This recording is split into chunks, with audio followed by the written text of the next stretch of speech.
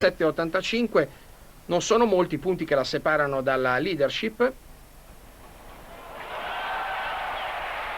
2,2 il coefficiente di difficoltà per Keala O'Sullivan, che ha eseguito un tuffo eccellente. 145,23 vedete per Keala O'Sullivan. Ed ecco sul trampolino la Gossick, che sceglie un grado di difficoltà molto alto, 2,6, prima in classifica. Un tuffo molto impegnativo quello della Gossick.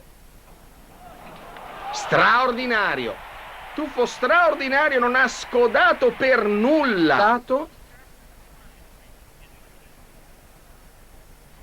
Eccolo qua, 150,67, una cifra che a questo punto rende praticamente irraggiungibile. 150,67, no, un'altra correzione, 150,77. I giudici che forse avrebbero fatto meglio a fare i calcoli a mano. 150,77, mentre si prepara la sovietica Tamara Pogosheva, che in classifica era dietro la O'Sullivan con 125,02.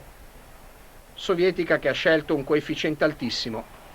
È buono il tuffo, molto buono il tuffo, un'esecuzione quasi perfetta, un avvitamento eccellente, un'entrata in acqua davvero notevole, un tuffo che se la può giocare nella valutazione.